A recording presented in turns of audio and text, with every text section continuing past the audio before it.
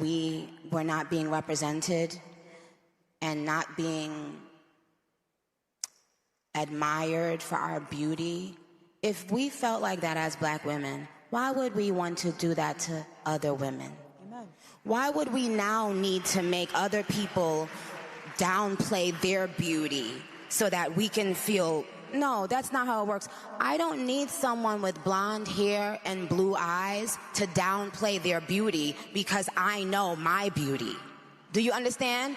It doesn't bother me that a woman feels and says that she's beautiful. Amen. Why shouldn't she feel that? Why have we gotten to a point where certain colors or certain kinds of people have to be afraid of loving themselves and loving the way they look? Like, isn't that wild? Receive that, bullies. We won't be silenced ever again. We will speak up for Christians wherever they are in this world. Amen. Amen. I don't know if you can see this at home, but she's getting a ton of standing ovations.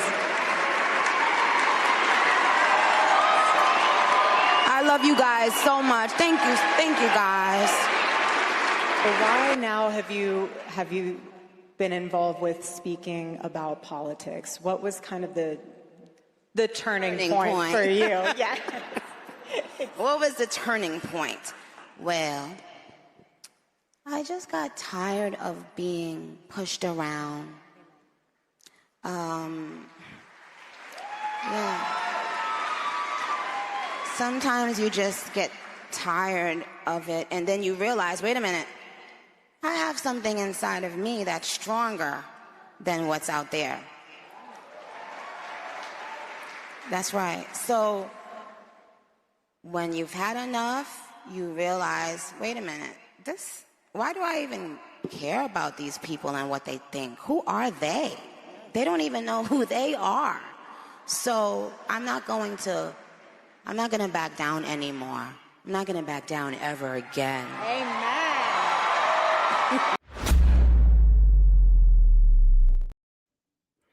Good morning, good afternoon, good evening to you all as you watch this broadcast. It's time for Pop and Politics. I'm KJ. Let me introduce you to my co-hosts. Of course, we have Nicole Bennett. Hey, y'all. And Shelly E. Hi. All right, we have a lot to cover tonight. So before we light this fire, do your part, tap that thumbs up, smash that subscribe button, and turn on your notifications. We are live here on YouTube and Rumble. If you're on the go, you can catch us on Apple Podcasts or Spotify under the name Pop and Politics. We love our chat. We shout out every super chat. So drop your thoughts, show your love, and join the conversation that the mainstream media wishes didn't exist. This is not just a podcast. This is a movement of God-fearing, truth-seeking, America-loving people that value freedom. Stand with us and subscribe so we can amplify this rallying call for freedom. All right, ladies, let's set it off. Already have a super chat already tonight. Thank you so much. Kung Fu CJ with the $2 super chat says, hey, Pop and Politics family, let's get it popping. Thank you. All right, so let's get it tonight. Folks, we got so much to cover. Of course, Amfest. Everybody's talking about Amfest today. That, of course, was Nicki Minaj. She closed out the Amfest. She was on yesterday, or at least one of the closers for the TPUSA event. And it was a surprise to many. She came out and she was supporting TPUSA, Erika Kirk, Charlie Kirk, and she talked about her support for the Trump administration. Want to get your thoughts, Shelly. As you all know, we were at Amfest over the weekend. We saw so many of you. It was really nice, just seeing so many people, our faces and things. It was really nice. So I want to get your thoughts on this, Shelly, before we get into that. Yeah. Welcome. Well, I should say we're welcome to be back. We're glad to be back. Thank you all for being here again. Look, Amfest was wonderful. It was awesome. The people we met, the lineups they had, crowds of people. Many people recognized KJ and myself like from all over the country. Yes. We were standing in line, going up the escalator. Out in the security line, people recognize us and they ask for Nicole, like, where's Nicole? Everybody. It was so fun. Again, like meeting all of you. Right off the bat, let me tell you this. And I'm gonna say what I'm gonna say, but I'm gonna address this comment that came in about Nicki Minaj and not respecting celebrities. So they're sellouts. Let me say this. Number one, I have never been a celebrity sycophant. Number one. Number two, I'm still that. Number two, I admire celebrities for their talents, their skills, what they bring to the entertainment arena, whatever venue you want to choose. So I admire that. Number three, I will always stand on free speech. And Nicki Minaj spoke, okay? She stood on her 1A and she has the absolute right to do so. And not only that, what she said was necessary. It was necessary, particularly for a certain demographic. Nicki Minaj is a little older. She's a mom. She's a wife. And she has what we call in real life experience. Okay, not just talk, not just yin yang yang. She has experience and she's sharing her experience and some wisdom with a particular demographic. Yes, we all heard it. And she was absolutely on point. Yes, she looked beautiful. She spoke well. But what she said in doing all of that was necessary. It went around the world. It is reverberating. And not only that, she's taking some flack for it. So for me, where I stand, I'm going to stand with Nicki on this one. I don't take it back. I'm standing on a square biz with her. All right. Nicole, what did you think of her appearance at the Amfest and her talk with Erika Kirk? So I didn't watch the whole talk that she had with Erika Kirk, just kind of snippets of it. Mm-hmm. But okay, I'm just gonna leave it there. I'm not a big fan of new fans. That's not who I am as a human being. I love that people are coming to Christ, no matter how they get here. It makes me no difference if they take a train, plane, or automobile. It's a wonderful thing. Welcome to the kingdom. And I'm glad that she's courageous enough to stand up.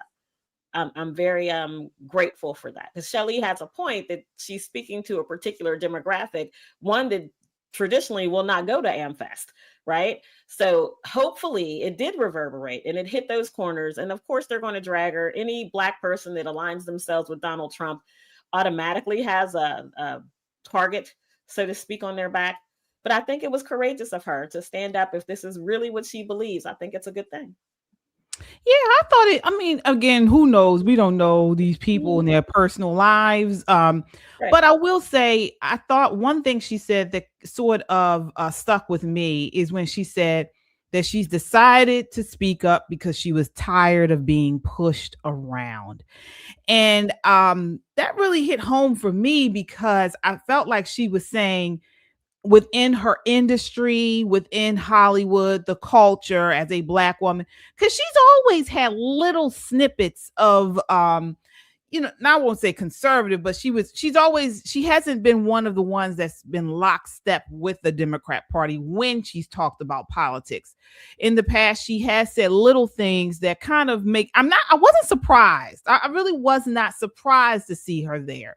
But I will say that what she said about that, I really did. I felt that because I think she was saying that we've gotten to a point now, even in everyday life, where if you come out as a conservative, as a Republican, and you're a Black woman, you catch a lot of hell for it. And I'm sure she did. This was not easy. I mean, she really did not stand to benefit as far as I can see from this, because it's not cool to be Republican right now, particularly in her industry. I mean, we're coming off of the weekend. Now, I know we covered this and said it wasn't a big deal, but when President Trump said that thing about Rob Reiner, And there was a ton of people, like my liberal friends, were upset about it. My whole FaceTime, I'm sorry, not Face, my social media were, why does he say that? This man is horrible, all this type of stuff. So for her to do this, I think it was, definitely, it was a big deal, I would say. And she didn't like say she was endorsing President Trump at all or anything, but she particularly was talking about his support for persecuted Christians in Nigeria.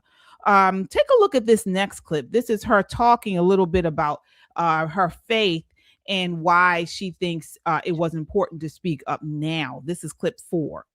What is something that you want to leave as a legacy in this world for your family, for your baby, for just everything? Well,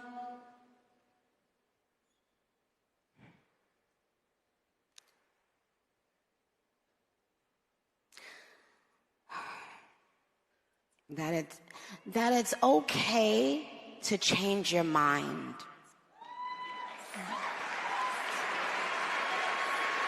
Yeah. It's okay to change your mind. You don't have to, sometimes there's a lot of things projected onto you when you change your own mind. They project fear, shame onto people who don't think and do as they think and do. But I've traveled the world. I've performed for huge crowds all around the world. And no matter how many songs I do on that stage, it didn't mean as much as this. Because this is a direct link for younger people. This is a direct link between young people and God. And there's been a lack of that. There's been a lack of that in our media, in our everyday conversations. People have been, interestingly enough, people have been, Christians have been being persecuted right here in our country in different ways. So when we talk about Nigeria and other countries, know that prior administrations saw nothing wrong with that.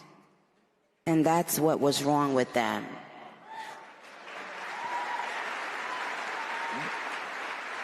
I truly feel that there are people out there who felt good about chastising Christians right here in our country. And it's kind of really, really sick. We can't let people like that be in power, you guys.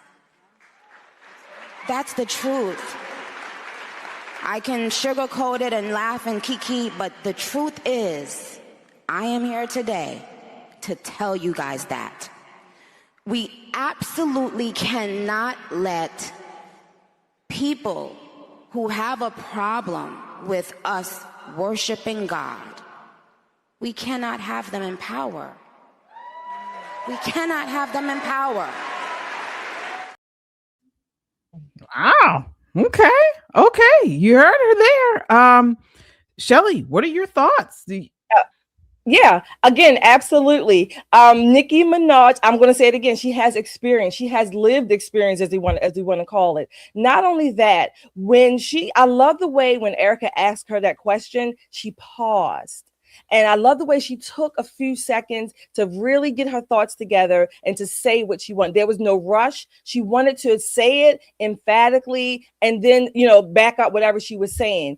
We cannot have people in power who want to just reign their power over us. We cannot do that. As Americans, as Christians, we cannot do that. We cannot be so googly-eyed over celebrity or status or title that we forget that our rights are God God-given, not man-given. So therefore, Nicki Minaj was saying the absolute truth. So I don't care again what the skin color, all that, and she poo-pooed that as well. But we as Americans, we have to take up our cross, if you will, and we have to bear the burden of protecting our God-given rights, not Nicki Minaj rights, not even TPUSA rights, okay? Our God-given rights. And that's what we have to do. We cannot put people in power who are so hungry for power, because man's tendency is to go take more and more power. That's what man tends to do. Man wants more and more power, more and more rules,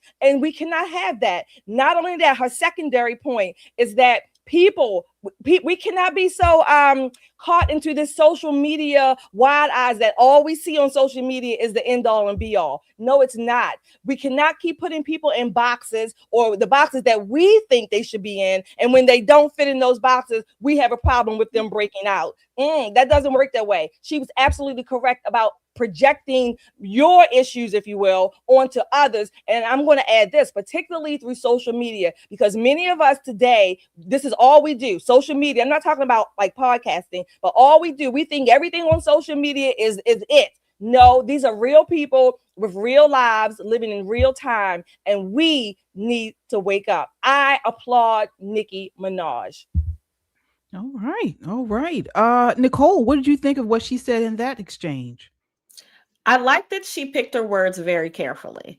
If you're listening, it's, for me personally, it's hard to listen to very slow moving interviews. You know, somebody with ADHD, I had to speed that up so I could just even endure her asking the question. But with that said, it's very interesting, her word choice, that it's okay to change your mind, and that we should elect people who worship God, right? And two things that, if you look at it face value, that sounds pretty good. But what if your God is Allah? What if your God is Hashem? What if your God? I thought she said that it's not okay to elect people who will not allow you to worship God. That's what she said. This is what I'm saying. But what if your God is one of the quote unquote less desirable gods? What happens then? So this is what I mean by like words having power and really listening to what people are saying. And Shelley's right. Let's not be starstruck. Let's listen to what the person is saying. I think that her heart's in the right place. And I think over time, maybe quick sooner than later, because she's definitely picked up some wheels on her political media side. I think you'll start seeing that message get a little bit sharper. But I love the fact that she, like Shelley said, thought about the question. Now, I know she had the question beforehand, but I think that she probably gave a much more thoughtful answer than she intended to when she first looked at the question. I really got a really big kick out of her stopping and going, well, wait a minute, let me see if that's really what I want to say in this moment. That was really good. So again, I think she's very courageous, especially in her industry, with all the younger, a little bit more, I don't want to call them nasty, but a little bit more sexually liberated rappers who have kind of taken her spot a little bit. This was a big gamble for her to come out and just put her beliefs on her sleeve. So I really applaud her courageousness. Absolutely. Yeah. I mean, honestly, for me, I'm not really, I'm not really banking on Nicki Minaj to save the conservative movement. I'm not really looking actually towards the future of maybe Nicki Minaj is going to be some MAGA loving patriot. But for now, for what she said right then and there, for Erika Kirk to bring her up on stage, me, I feel like this was a very it was something that really showed how much power TPUSA has. And I say that because what Nicki Minaj says, that these people were a direct link between young people and God. And that's pretty much what TPUSA has been and has been trying to do all this time. And we felt it on the ground. I mean, for all of the chaos that was on the big stages with the big pundits and the big names with Megyn Kelly, Ben Shapiro, Steve Bannon, Tucker Carlson, all of them, for all of the stuff we saw that the media was really hanging on the ground, everybody was pretty united. This was a group of patriots that were Bible believing, mostly, faith-based people that want to see this country thrive. And there wasn't much, there wasn't much misunderstanding of what we think is important. I actually had a chance to do a Q&A with Megyn Kelly. It wasn't filmed because it wasn't on the big stage, but she was in the Prove Me Wrong tent. And I asked her a question that leaned sort of towards Ben Shapiro's camp. And I got a standing ovation. Afterwards, people were coming up to me. Great question. Love the question, But this was the feeling that I actually perceived throughout the event, with the people on the ground. So this is I got a good feeling after leaving. What are your thoughts on I want to get your thoughts, Shelly, on what did you feel? Did you feel like there was a lot of tension, or did you feel something else going on? That's interesting because amongst the crowd, if you will, you didn't feel that much tension. However, I will say this, amongst the crowd, it was noticeable the tension that was felt on stage. Right, okay. Right. That was very noticeable. And that was, that was pretty much talked about all through the whole convention. But the crowd themselves, which it also shows, it also kind of adds to me that just like we have our government, we have the big players, and then we have the real people, if you will. So there's always that disconnect, but the real people always have their finger on the pulse, which they should, and the people, quote unquote, in the limelight really needs to get the pulse of the people, which is what they're supposed to be doing as far as representing us anyway. Overall, again, TPUSA, Nicki Minaj, in this case, in this surprise, again, it was for a certain demographic. And I think it was a hit. I really believe it was a hit. I've heard that lefties are apoplectic. When they're apoplectic, I'm ecstatic. I don't even have to know what the issue is. Just tell me that they're apoplectic, and I will be ecstatic about it. Okay, but nevertheless, I think that it showed not only that Nicki Minaj types, if you will, that people can and do change. They can and do change at their own pace, whatever their purpose is, whatever. But it also shows that they can relate to people in real time with real experiences, and therefore they can make that connection outside of their fame and fortune, if you will. I love Nicki Minaj. I don't even know her music. I always say, if you played a song by her today, I would not know it was her. I would have to ask KJ who that is. So yeah, I mean, and that was another thing. I mean, most of the time when you see people like this at events, they're like ones that they're not relevant anymore. I mean, Nicki Minaj is still pretty relevant. I'm not a fan of female rappers anyway. So, but I mean, as far as female rappers go, she's still relevant out there. You got people still calling the Barbs, and she's got millions of followers all over social media. Notice though, TPUSA did not have her perform. And I think that was I tip my hat to them, because that means that they're staying within, they understand that this isn't something that they want to push as far as her music, because her music is explicit. Okay. And it's really not something you would want to push to our audience. Our audience probably don't even like, that type of thing. But she didn't perform. Now, the Democrats, they had all their rappers performing. Honestly, the only one that didn't perform was Beyonce. Everybody else, performed when they did the stumping and things like that. She did not. So, I thought that was good on TPUSA's part. Because I've been to several events and things like this where, we're supposed to be conservative, and then people have these nuts all, performing and stuff, all on the left and things. Well, that's the left, but so that was one thing I did like. She wasn't out there dancing, twerking, all that kind of stuff. She said her piece. She came out. She was dressed modestly, and then they let her go on about her way. But you guys sound off in the chat. Let us know what you think. What did you think of what she said? Do you think she was being sincere? Let us know. All right. So for folks, as you come in, hit that like button, it helps to keep this, to get this video shared on YouTube. So hit the like button and subscribe. Again, we're building a community here of like-minded people. We're still trying to hit 250,000 subs by the end of the year. And we know we can do it with your help. So subscribe. All right. We have some supers. Let's get that like button, you all. Come on now. Hit it, smash it, break it. But don't break it yet until the new year when you get your Christmas money and then you can buy a new computer or a new phone. But hit the like button and smash it. We need to get up to that 250K. We want to do it. We still can do it. I know you all out there. We have in the chat, those super chats, we have Kung Fu CJ's back. Thank you, Kung Fu. How are you? Thank you for your $5 super chat. He says you are all superstars now. Stay humble. We love you. Absolutely. Thank you, Kung Fu. Right back at you.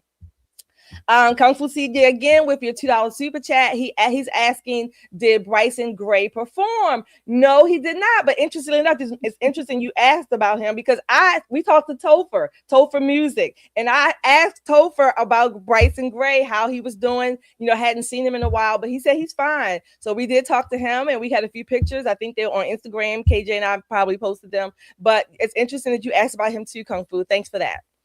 All right, everybody, hit that like button. Do not come into this chat, or don't leave without hitting that like button.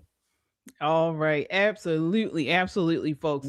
So moving right along, let's talk about. We're talking about, speaking of the artists. Let's talk about the Kennedy Center. Okay, and that's Nicole. You went to the Kennedy Center this weekend. Before we get into how the left is going wild about President Trump changing or actually putting his name on the Kennedy Center, please share with them what did you think about it?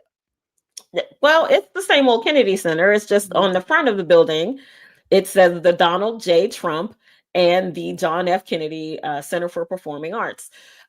We probably had maybe 6 protesters, and they're the same 6 people that were out in front of the White House when we went to the White House. These are paid performers who come out and call you dirty names as you walk into the building. And how dare you come and see Handel's Messiah at Christmas time? That's when you're supposed to see Handel's Messiah at Christmas time. That's when you're supposed to do that kind of thing. They were, for the most part, unaware of how he got his name on that building. He was the board of directors for the Kennedy Center, chose to put his name on this building. It wasn't like he woke up one morning and sent some people over to the building and said, you know what, right there, put my name on it. But you see the other signage in the building still has not changed. It is still very much the Kennedy Center. So we saw Handel's Messiah. It was absolutely beautiful. The Hallelujah Chorus always gets everybody in the holiday spirit. And we had the good grace, and thank you to the President of the United States, for tickets to sit in his box, which was simply amazing, absolutely amazing, and very Trump worthy. So it was definitely a night to behold. But the only part of the Kennedy Center that has his name on it is the front of the building. And most people come in through the side. So there's that. It's much to do about nothing. I get that, Bernie especially, he almost had a stroke on the floor when he found out. But it was interesting to me that they want people to die first before they put their names on things. So this is very interesting. All these middle schools that are named after Barack Obama, so we're changing all of them back, right? Is that what we're doing? Because he's still alive. When I think about how many schools changed almost overnight upon his election, it would be great to change them back to the names that they were before then, if that's what we're doing. But at this point, I think Trump has made a substantial investment in time and energy in getting that board, very, very moneyed people to come in and kind of zhuzh up the Kennedy Center, to make it what it's supposed to be. It's supposed to be a grand experience. It's supposed to be something that leaves you kind of breathtaking. And it shows all kind of music, not just orchestra music. They have go-go shows there. They have a myriad of all kind of music and performances there. It's just a beautiful place where America can come and enjoy the arts.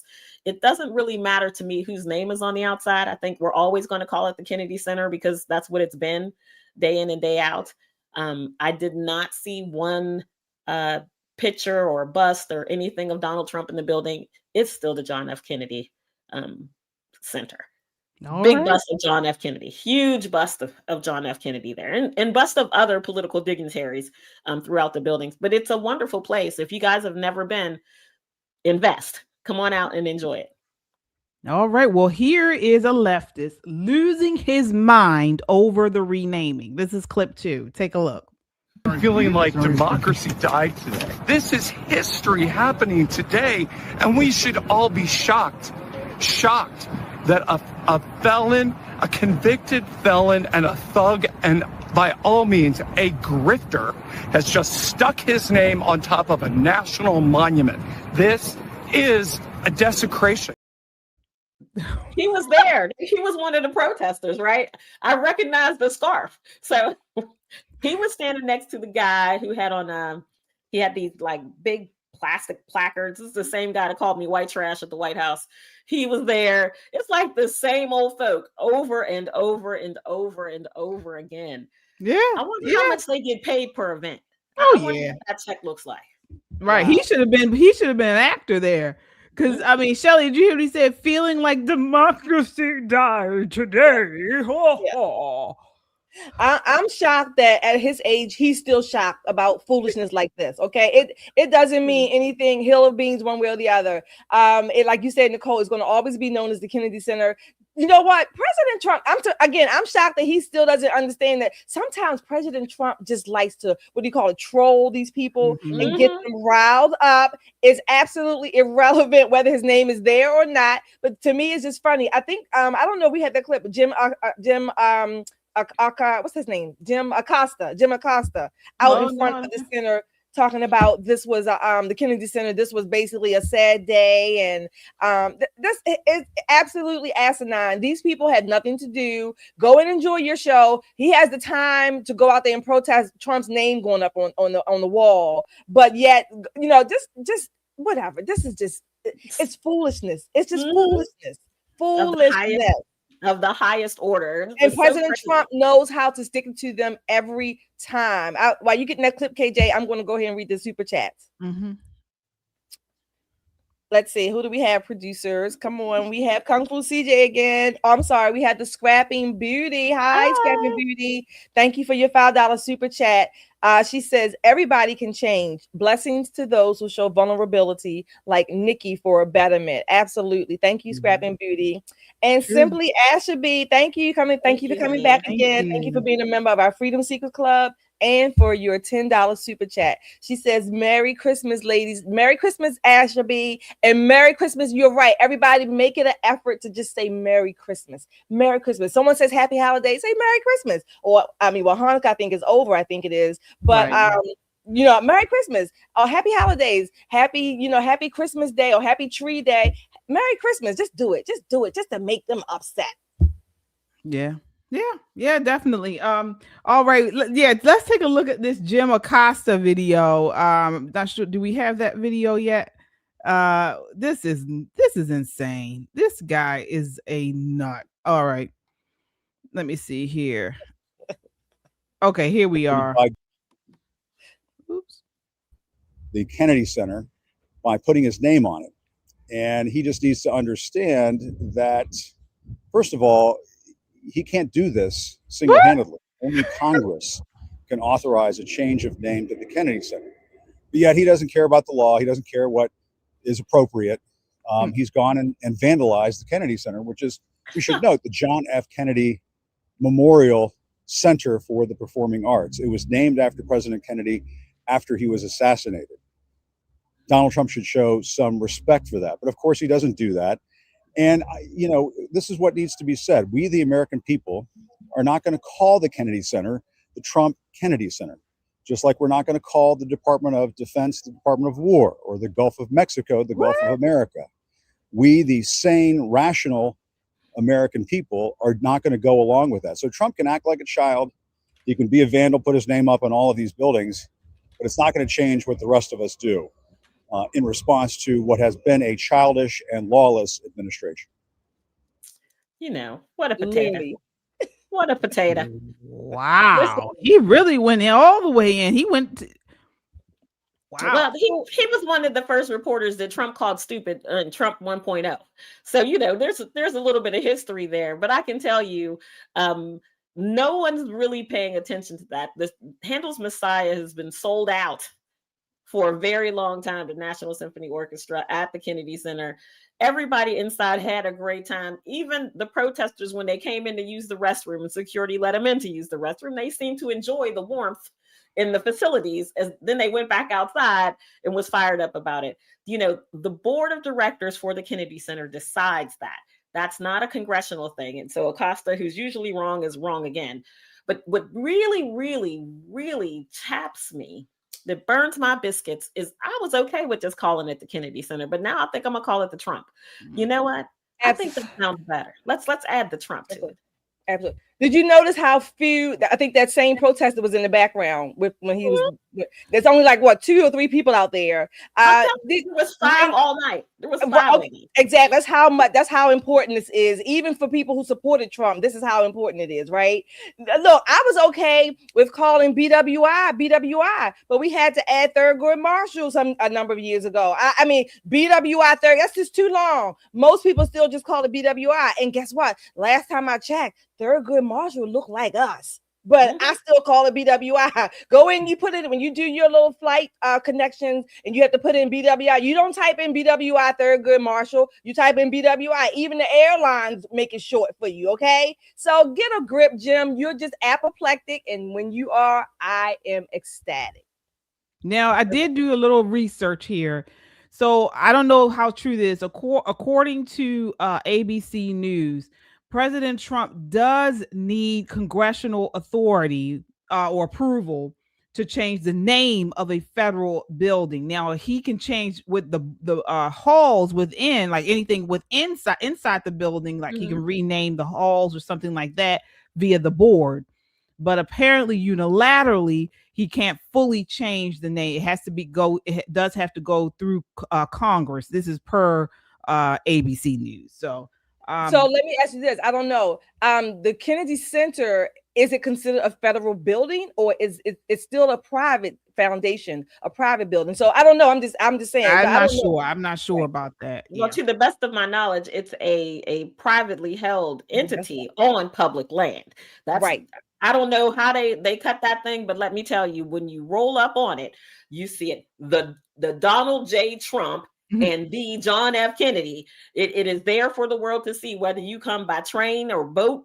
You can see it from the river. It's there. And they're not taking it down. They're not going to take it down. At least not this term. They're not going to take it down. Yeah, so, I like it. I think it's nice to have a change, but it was established by Congress in 1964 as a memorial to JFK, with its name explicitly codified in federal law. So they got Title 20 U.S. Code Section 76I. So legally, only an act of Congress can officially rename the entire center, but a board vote or an executive action alone can rename interior halls or rooms and things like that. Well, guess what? These people know, everybody knows that Donald Trump likes putting his name on stuff. He's like the kid that you don't give a crayon to because he will write it everywhere, okay? So, but guess what? Now he's writing his name. They already know this. We already know he likes to put his name on stuff. Move on. The people were still there. It will still have beautiful music and arts, and nobody's going to lose sleep over except for that man and Jim Acosta. Yeah. All right. So we will continue to follow this story. Sound off in the chat and let us know what you all think. Again, we don't think it's a big deal. I actually welcome it because I think I'm one of these ones where, every couple of months I rearrange my my bedroom. I move furniture around. So I actually like it. It's the fresh renaming of the building. But you guys let us know what you think and sound off in the chat. And as you do that, make sure you hit the like button as you all come in. It helps to get this video out in front of a wider audience, and subscribe if you haven't done so already. As you guys know, we are smart, edgy. Remember, we are the edgy ones and conservative. And if that's you're in the right place. All right, we have some super chatters here. Let's see, we have Thomas, I think it's Duvalis, and I think you are a member of our Freedom Seekers Club, and if I'm not mistaken, this is 2,000 yen. Is this yen? I'm not sure. That's yen. So he says, love your work, ladies. All the best from an American fan living in Kobe, Japan. Oh, that sounds good. Kobe steak. Merry Christmas. Thank you, Thomas, for your 2,000 yen. And I think we have another one. I'm not sure. I think we have Shrinkarella. Yes, Shrinkarella. Again, thank you for being a member of our Freedom Club for 1 month. So thank you, Shrinkarella, for that. And she says, Merry Christmas, Jesus reigns. Thank you. Amen. All right, absolutely. And I want to go back, if we could, to Amfest, because we did forget to cover this a little bit. So as we see with the leftists, they've been saying really on mainstream media news also that President Trump is slipping in the polls. He's we don't know about the midterms. This was the narrative that many have been pushing, but there's been some news today. So Trump's approval ratings hit 50% despite the left's meltdowns. So he has a net +9 approval rating. This is according to polls conducted by Insider Advantage of 800 likely voters. So this has been put out today on New York Post, Daily Mail, and other sources. So they conducted 800 likely voters. 50% approve, 41% disapprove, and 9% are undecided. So again, we've been seeing people say over and over again, with the midterms, we're in trouble. 2028, we're in trouble. But this is good news. Men strongly back President Trump with a 59% approval. Women are more divided with a 42% approval. But the real news is his youth support. And this is what I'm talking about. We just coming out of TPUSA. Nicki Minaj is supporting him now. Youth support is rising. So ages 18 to 39, essentially even 44% approve and 44% disapprove. So this is actually, though, a significant improvement with young voters. Ladies, are you shocked by this polling, or what did you think of this, Nicole? No, I'm not shocked at all. Usually, when you talk to young people, probably prior to Charlie Kirk's assassination, some of them were into politics, but for the most part, they were minding their business. They didn't see the connection between their futures and the people that they could vote for. Many of them did not vote, and those who did, many of them voted the way their parents told them to vote. This is what we talk about being born a Democrat. You vote for the first time, your mother or father's with you saying, no, we vote for these people. And it just kind of sticks until it doesn't. I think a sentinel event in the life of this nation was the assassination of Charlie Kirk. It brought kids who were on the bubble over, right? But here's the rub to this. Bringing them here is one thing, and keeping them here is something different. And I think that's where we're going to have some internal strife and struggle, because there are going to be people who are very interested in keeping them here for all the wrong reasons. And the other people who are saying, no, we're going to keep you here and you can grow into this lifestyle. It becomes a bigger part of you. You feel more connected. You're connected to God, to your nation. So it's going to be a fight who gets to say what. And I think we're already seeing those skirmishes among right-leaning social media influencers as we speak. It's getting a little hairy between some of these folks. Oh yeah. I mean, Shelley, what are your thoughts on this polling? Now, bottom line is his approval is strong and it's growing where it matters. But like you said, Nicole, how are we going to be able to keep these people on and continue to grow? Right. So again, it's tenuous. I would say tenuous at best. It could go either way, but it all depends on what the Republican Party, maybe TPUSA, if you want to, because quiet as it's kept, or maybe not so quietly, TPUSA is as much of a political organization as it is a social and or religious institution, if you will. So let's not forget that it has some political play and political capital to use. So what are we going to do? Are we going to use this capital for the betterment of our young people, not just giving them a moment in time, but a path forward as they grow? Which is better? Is A better or B better, if you will? Pros and cons, the risks and the calculations. So which is the better path? Where do you have the support for long term for your life? For your country, if you will. So I think that's going to be the key. Again, keeping them is absolutely the main goal, the long-term goal. Getting them to the polls. What are we going to kind of tease them with, or what are they going to be teased with to go to the polls next year when the primaries start? Are they going to have foolishness that they're going to vote on? Are they going to have untruths, things that are risque without, again, suffering the consequences, or without even noting what the consequences are? So again, we have to get in step, if you will. We have to get serious. And so all of this bickering, all of this foolishness that's going on now with the social influences, I think that's the key. That it became clearer to me this week at Amfest that much of the fighting, if you will, is taking place among social influencers. The social influencers are the ones, by and large, that are fighting, or whatever you want to call it. And of course, it's on social media. The real issues and the real policies are happening behind the scenes, where we need input. We need Americans. We need the voters to be a part of that. So again, the social influencers, they're vying for whatever space they're going to vie for. But we, in the background, so to speak, we need to make sure we are, mapping out this long-term goal, this long-term path forward, because honestly, we still have a country to save and keep. Well, it's funny you said that, because TPUSA did a straw poll of correspondents at the event this week. Now, I don't know how much emphasis you want to put on a straw poll, but they did it.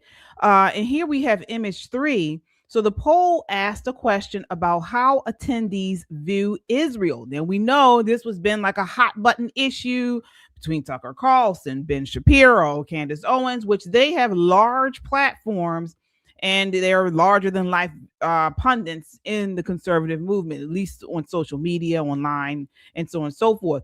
Well, despite all of that, only 13% believe that Israel is not an ally, as you can see there. So most people believe, they answered, yes, Israel is an ally. All right. Similarly, we have here on image 5. Okay. The question was about radical Islam. And so radical Islam finished as the number one threat to America, to America. So they view Islam as the number one threat. Now, as we've been told by Tucker Carlson, by Candace Owens, and all online, this has been a big thing, that it's the Jews, but here, and at least for this straw poll of TPUSA people that are attendees, they view radical Islam as still the number one issue. So this is what do you all think about this straw poll? I'll start with you, Shelley. I mean, do you put much weight on it, or what do you think? I give it some credence, again, for the specific demographic that participated at the time. It's like a time block, a time stamp, if you will. It gives us an idea. Again, to me, it makes it a little bit clearer that there's the social media bickering, or the influencers, and then there are real people behind all of that are actually living real life in real time. So that helps me kind of keep that kind of separated. These social media influencers that have these large platforms, the key questions are, or at least a key question for me is, what are they telling the people that they are influencing, if you will? And I guess number 2, are these people going to be serious voters? Are they thinkers? Are they going to process the issues out, seek other views, even opposing views, to at least have an idea, a balance of where the arguments are going and how the policy is going to be shaped. These, again, by and large, the social media influencers, that's all they're doing. They are influencing, they're putting out whatever they're putting out, and it's only to benefit themselves. It's well, not, apparently they're not influencing well.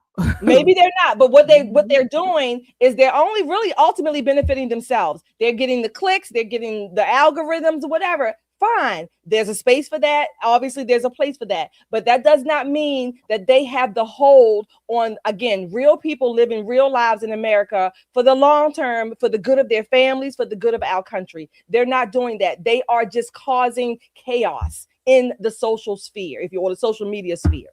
All right, Nicole, what are your thoughts on the straw poll results? I think straw polls are fun when you're actually at an event, but outside of the event, it really, because it's such a closed situation. I think the only straw poll that I was party to that kind of got my attention was at CPAC several years ago, and it was a question about Carrie Lake. And while some people were on fire about her, there was a very large contingent of people who were like, "No, ma'am." And I could not, for the life of me, figure it out why some people were not, on board with Carrie Lake. But that was interesting because you figured someone that conservative at a conservative conference would do very well. But for the most part, it just kind of gives you an idea of the people who are there. Like Shelley said, a snippet in time. In this moment, at this particular time, with Amfest being overwhelmingly Christian, the answers kind of make good sense. I think it was Debbie Wasserman Schultz over the weekend. It might have been on Friday. This Jewish woman, right, Congresswoman, when asked who was what was the number one threat to American culture, number one threat, she, serious face, looked right in the camera and said Donald Trump. His presidency is threatening America. It is threatening the Constitution. All the same Democrat talking points. But the interviewer didn't let her get away with it. He was like, hold on. The whole reason why I brought you on this show was for you to talk about radical Islam. Like, he called her out, and she was like, oh yeah, we can talk about that. But first you need to know that Trump is a bad president and all this other foolishness. But what really caught my attention is that she is a Jewish woman, and she doesn't see, at least publicly, doesn't see that radical Islam is a problem for her. Radical Islam is a problem for the world, even in Russia. It's a problem. It is a problem around the world. And for them to stick their head in the sand is just crazy. I think it's not really going to be an issue midterm wise, but next presidential cycle, I think it'll be a big issue. I think these midterms will mostly be about affordability and how young Americans feel about what their future looks like, if the American dream has changed. So I think that'll carry the day midterm wise.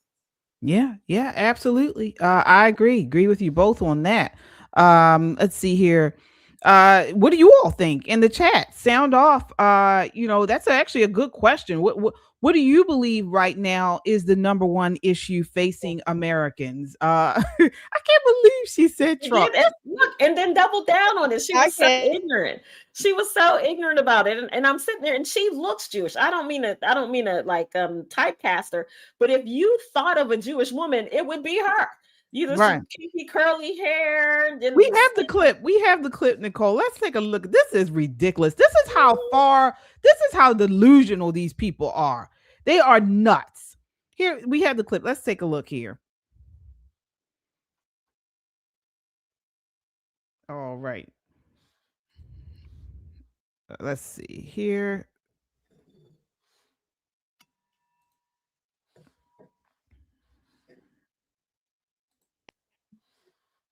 Oh, producers, do we have the clip? While we're getting the clip together, I'm going to read the other super chatter, I should say. Hi, we have another super chatter. Bernie, hi Bernie, Merry Christmas. Thank you for your $10 super chat. Bernie says, Merry Christmas, ladies. Anything Trump does, the lefties find fault with. Absolutely. That's why, again, if you just tell me they are apoplectic, I will be ecstatic. You ain't got to tell me what the issue is. I'm just happy about that. All right. Let's take a look at this. This is Debbie is up for debate. But we're now learning that the FBI knew about the creep's interest in child pornography for nearly a decade before he faced significant investigation. That was during the Clinton administration. Yeah, a woman by the name of Maria Farmer was hired by Epstein nearly 30 years. Okay, sorry guys. I thought that was Here she is. Okay. Oh, we don't have sound. Have to focus, there we quite go. frankly, on, if we're worried about the threat to American values, on the person who's in the White House. I mean, we have a president. Come on, really? No, Is that where we're going? Come on. Yeah, I'm going there because we have a president who has completely undermined our democracy, who is concerned about anti-Semitism, whether it comes from Islamic extremists or white nationalists or the left or the right. The people killing Jews right now, though, around the world. Okay, but no. The Tree of Life shooting, that was not, and that was that was the largest at the time killing of Jews, since the Holocaust, and 11 Jews, and that was an anti-Semitic white guy. We can all agree that the overwhelming threat to Jews right now in the world comes from Islamic terrorism. No, from October 7th. No.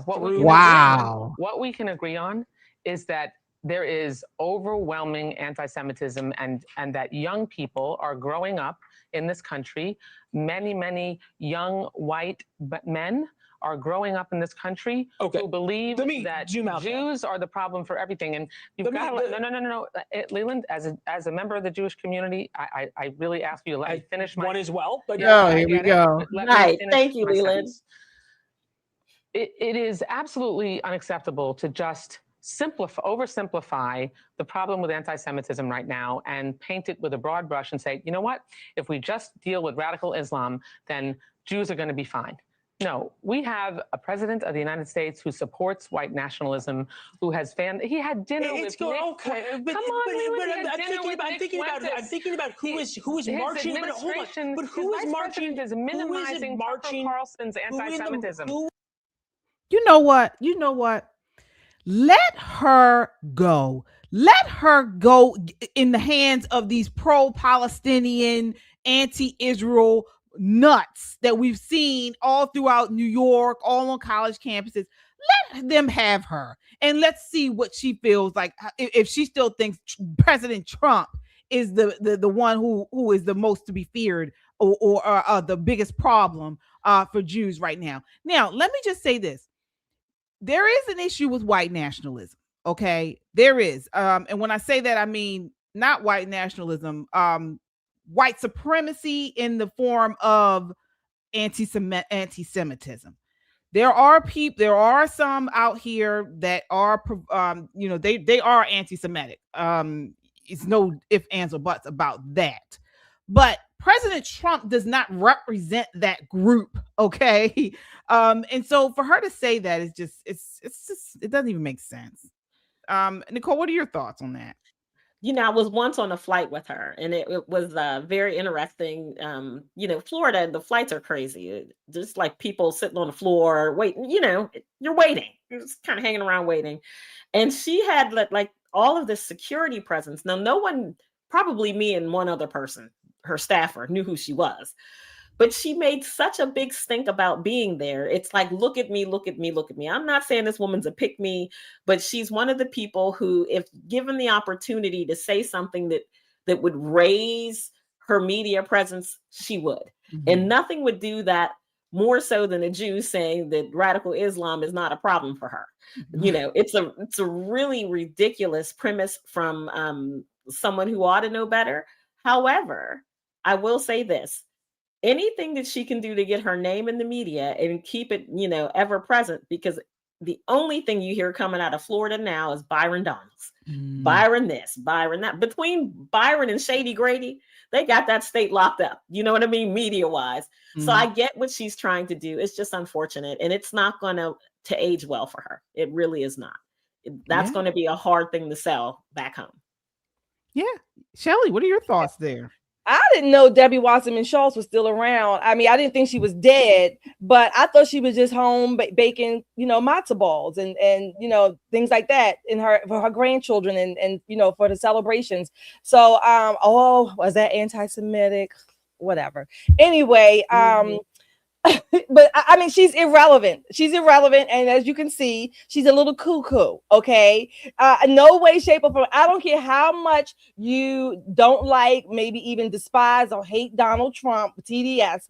There's no way a rational person can say that he is a threat to Jewish people or that he's making everything unsafe for in America, undermining democracy. Again, notice I said rational people don't say that. If you don't have to even vote for him, but if you're rational, you will not say things like that. Certainly not a Jewish person.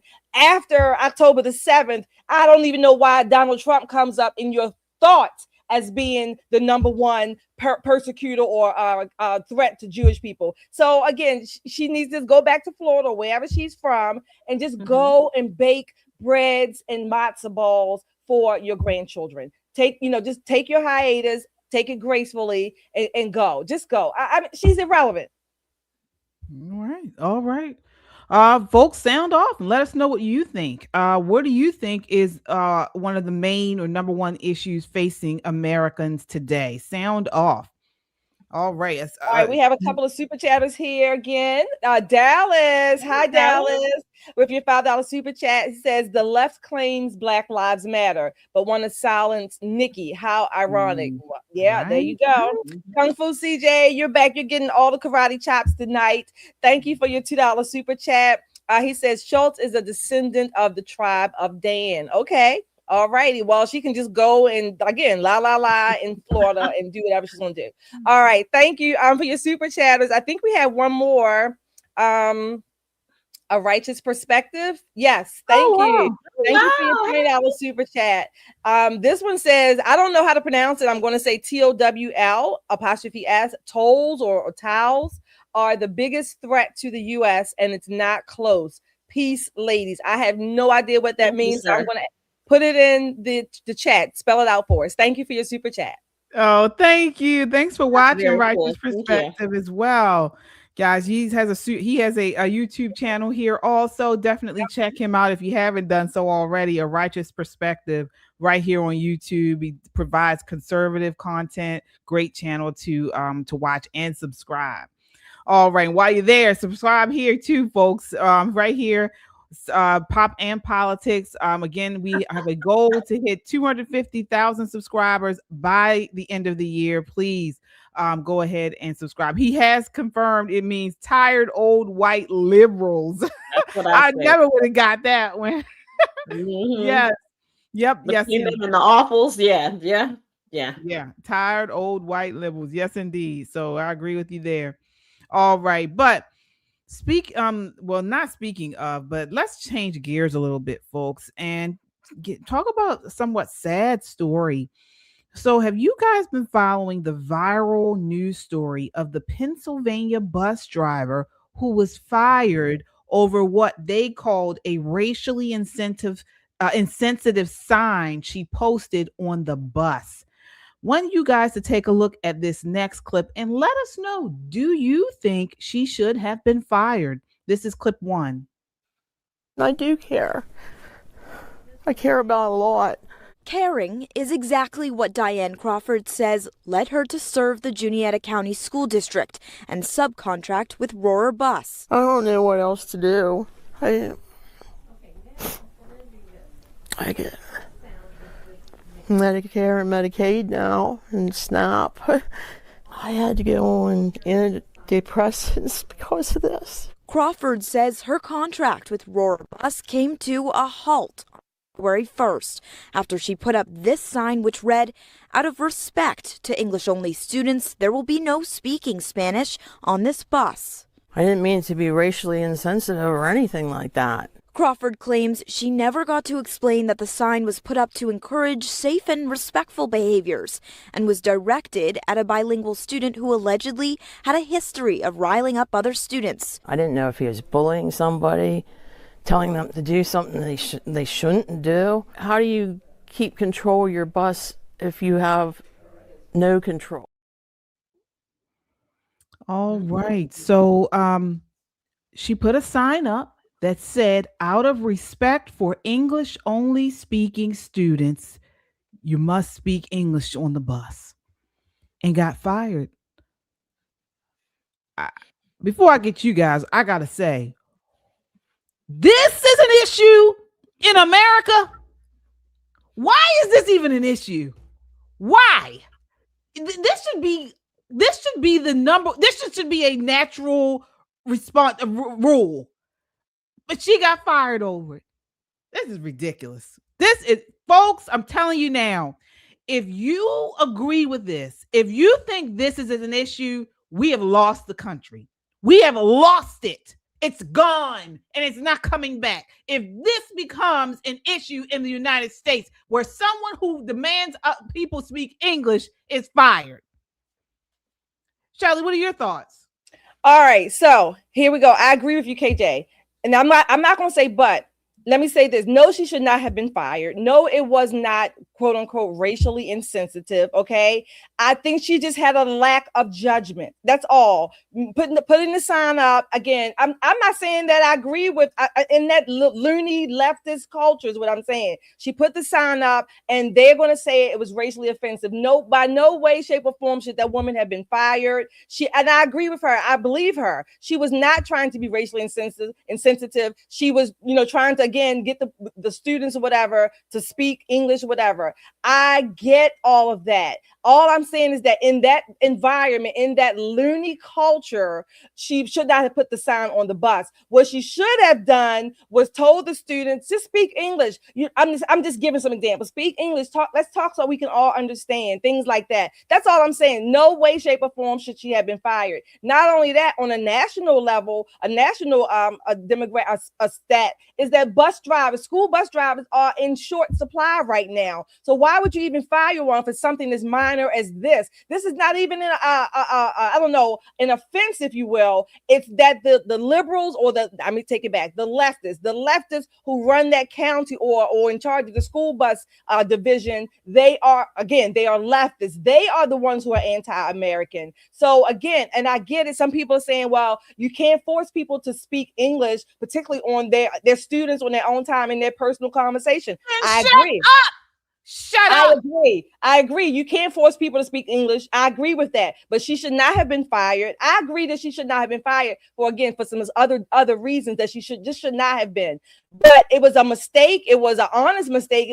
She had the best of intentions, and this is what she gets. I don't know if she has a lawsuit or not. I think she does. But this is stupid. It's a whole stupid issue, period.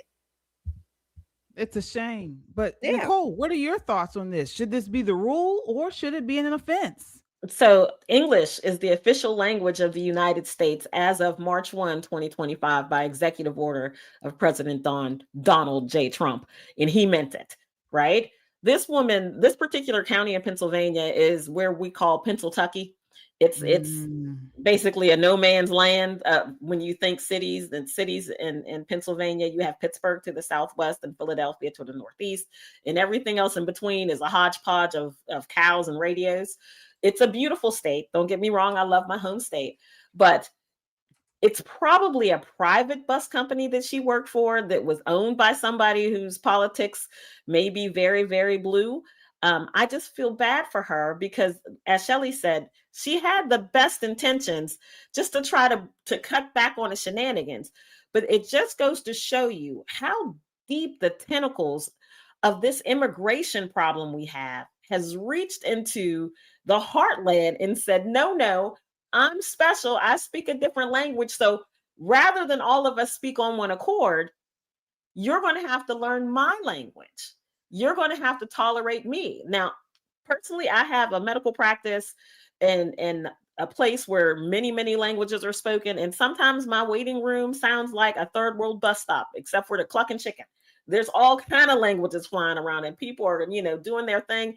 And to my Pennsylvania ears, it sounds like a bunch of noise, right? But to them, it's very comfortable for them. What I do not tolerate, however, is my staff speaking anything other than English unless they're talking to a patient in their natural time. So there has to be some kind of line in the sand. If these students were off the bus making whatever language they were making, that's fine. But on the school bus, that's a different kind of situation because technically they're still on school time. Although they're out of class, They're still on school property. The bus driver is responsible for them. And whatever rules she sets down, especially something as simple as let's all speak English, should be adhered to. Does she have a lawsuit? Oh, I'd throw one up. I sure would. If nothing else, but to make the point.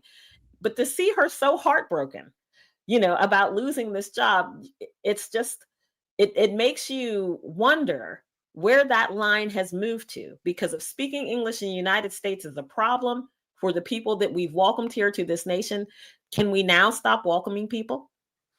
Can we stop it now before we all have to speak in other languages? Can we draw that hard line in the sand? If it's happening in Pennsylvania, imagine what it's like in California.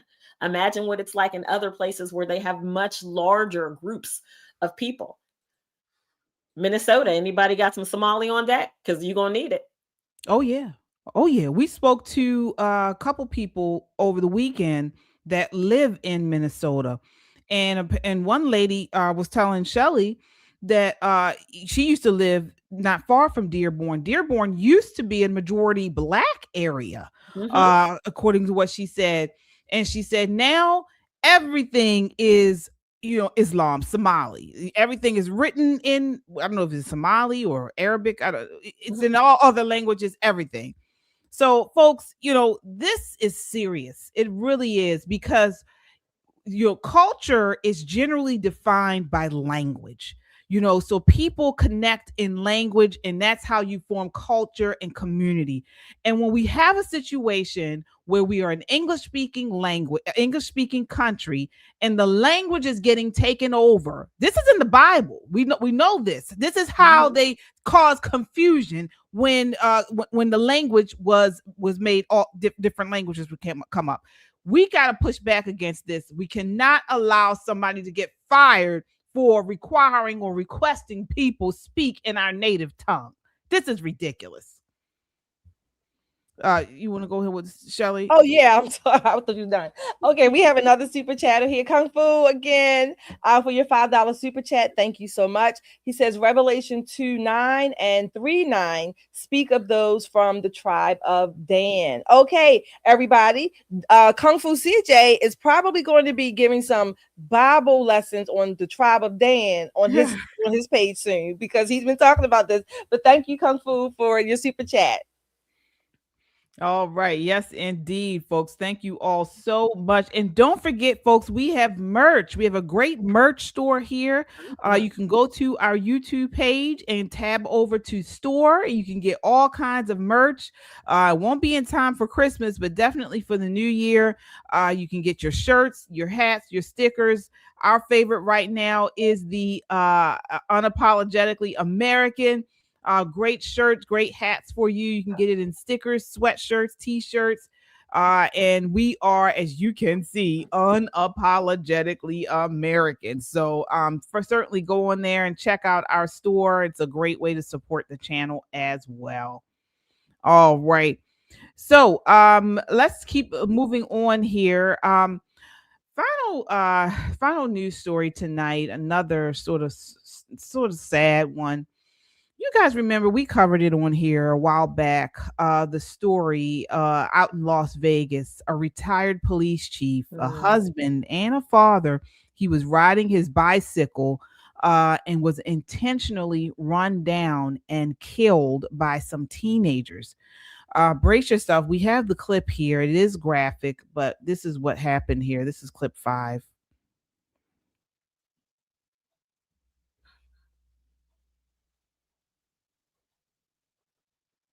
All right, go. Go. Hip me, move around.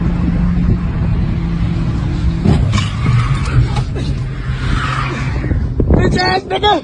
Stop talking shit, bitch! Stop talking shit! Nigga! Fuck wrong with blood. Ready? Yeah. Hit his ass.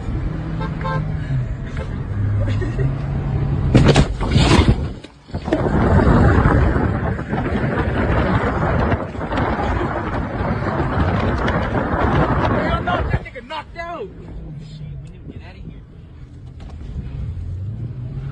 What's the address? Lake Neal Jones. weeks apart from each other in district court Tuesday to set a trial date.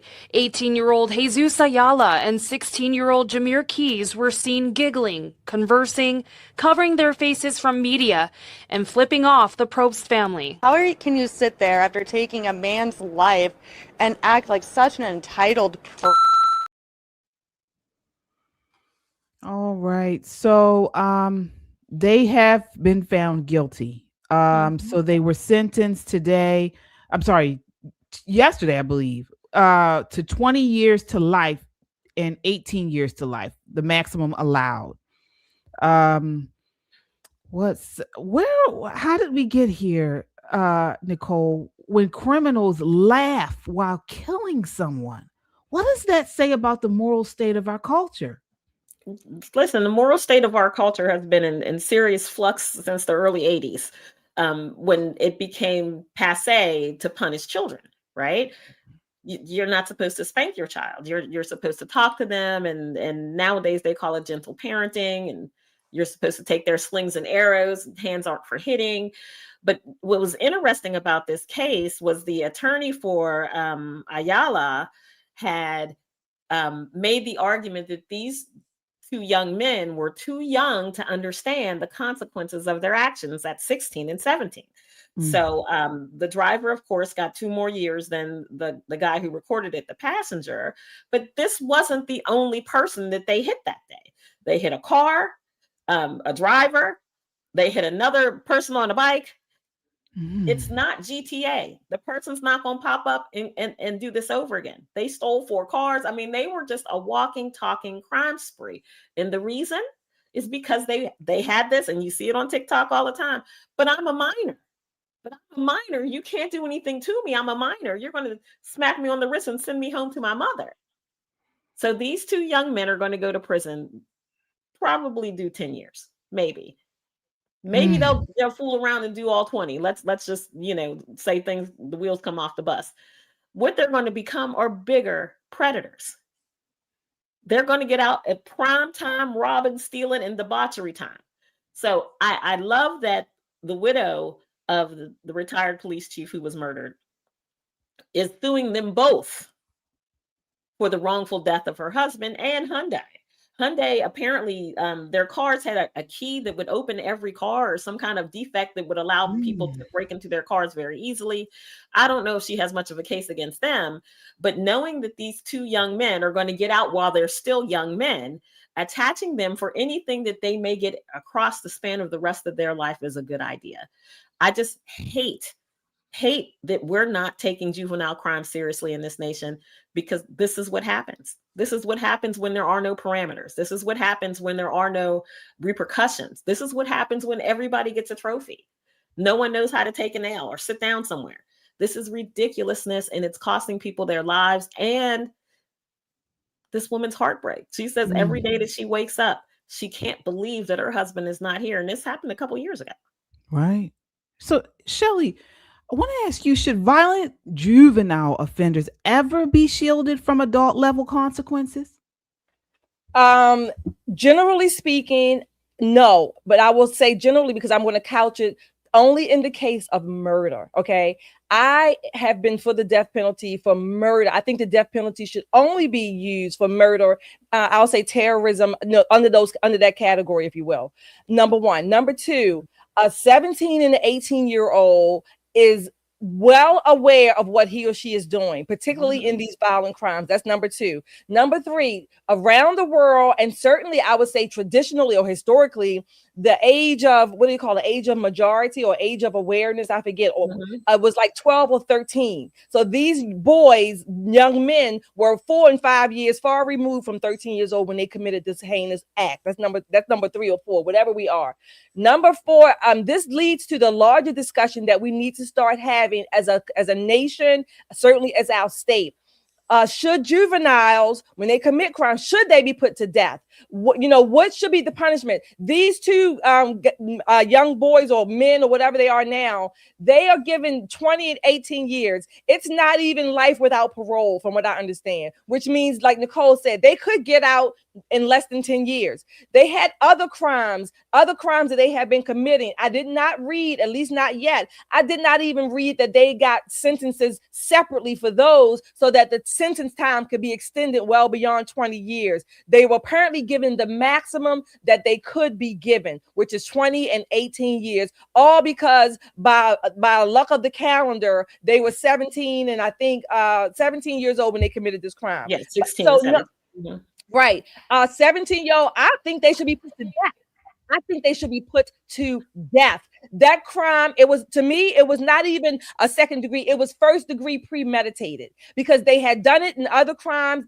Maybe someone else did not die, but they already committed other crimes, similar crimes. They had the dash cam. They filmed this. They knew what they were going to do. They knew what they were going to be doing a minute before when they saw that man on the bicycle. Mm-hmm. A minute, they had time to think about that. I think they should be put to death. Call me what you want. Say I'm I don't know, anti-juvenile or whatever. No, I'm anti-innocent people being terrorized and tortured and murdered while riding bicycles or any other way that they happen to be living. They should be put to death. And someone in there said they might get saved in prison. Fine, get saved and then send them to their maker real quick. Yeah. Well, like you said, Nicole, my heart and my prayers go out to the widow here. That was hard. That was that you could tell there was no moral, there was no sense of shame, of regret, they're just evil. That's evil right there. Yeah, That's evil. Remorse. And then to post it to social media. Right. To post it to social media. There's something inherently wrong with that thought process. Even when we think back to the 3 little children who were robbing the Walgreens in their pajamas, to post it to social media. The world doesn't need to see all of your dirty laundry. It just doesn't. It does not. There are some things that are going to happen in your life that should just stay locked up in here. This is just for you. Think of it as a download from God. You get a download from God. You don't need to share it with everybody. Just keep it to yourself. Crime and criminality with children is difficult because, if you have children, you see them through a certain light. However, when your children get beyond your control and it's more than you can do to corral this child, even if you're using your community members and all of that, sometimes children have needs that go beyond what the average parent can do. So I take this back to when they stopped allowing parents and other adults to put people into the homes necessary for them to get the treatment that they need so that they can become productive citizens. We've lost the thing about becoming a productive citizen. People just want to get older, but not be productive. We don't need old criminals. What we need is productive people. And this is a problem. Young people don't see tomorrow as a future day. It's just another day. And until we change that mindset for them, that the nation is counting on you to grow up and to be something. We're counting on you to do that. That's why our little Kamari was so special.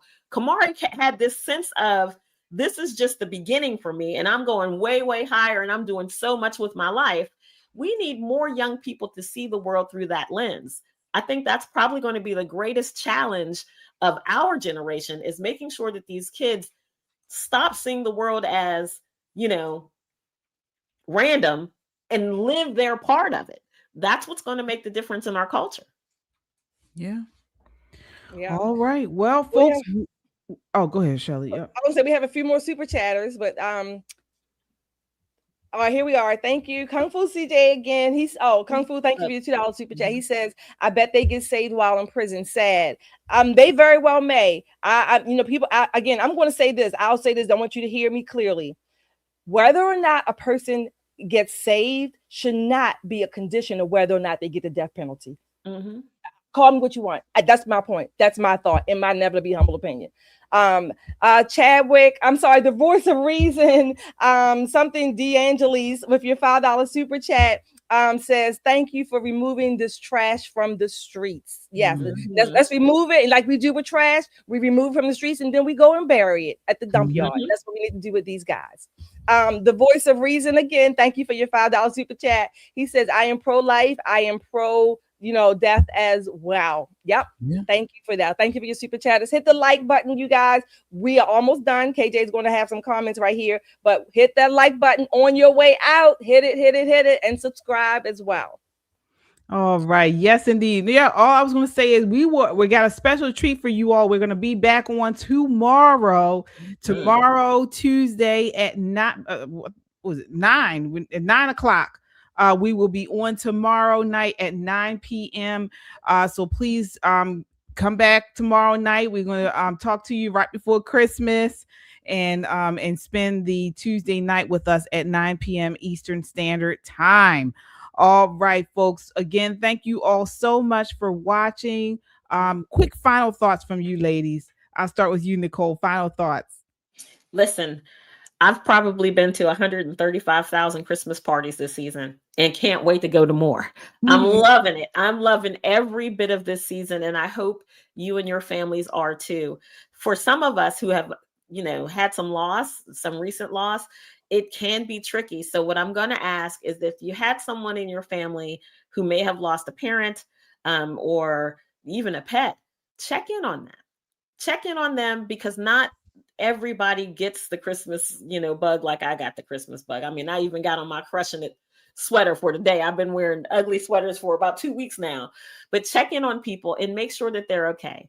Sometimes all they need is a hug and a kind word, but this is the season to make sure that everybody understands the joy of life. So do your part. All right. Absolutely. Shelly, final thoughts. Yes, look, in all of the parties that Nicole might attend or wants to attend, I'm going to suggest and advocate, don't forget just having your peace, your rest, and really just enjoying, not that Nicole is not doing that. That's not what I'm saying.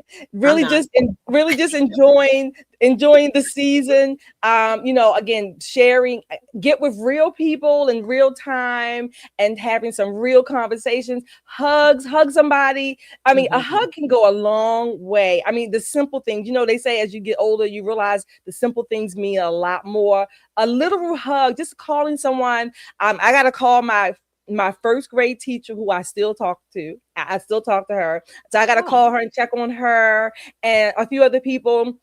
Just that I know that, they're aging and they've been a little sick this year. But just saying hi, Merry Christmas, just saying hi to people, having a smile on your face as you go about the day, as you go and shopping and spending money. And then just remember, everybody, you don't have to spend it all on the 25th.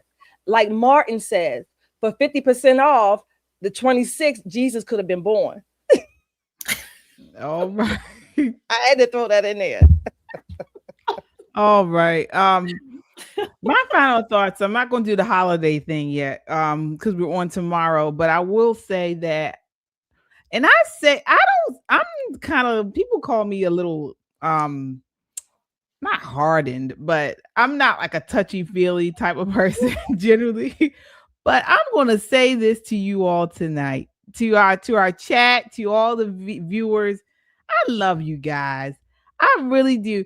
It was so nice meeting so many people and getting so much love and just knowing that we've touched so many lives and people asking for each of us, Nicole, Shelly, me. And Yana too. I am just so grateful for each and every one of you all. You guys make this worthwhile. This has been a passion of all of ours. And we do this with intention. We put in a lot of work. We put in a lot of time and energy into this channel. And, for you guys to receive it like you have and just, it really means a lot. So I just want to say to everyone, I pray you all have a very Merry Christmas. and you're able to enjoy it, whether you like to be alone or you're with family. I hope you get everything you want. But we'll be back tomorrow. We're coming back tomorrow before Christmas. We're going to be on here tomorrow at 9 p.m. Eastern Standard Time. So please come back with us tomorrow. Let's make this a really big live.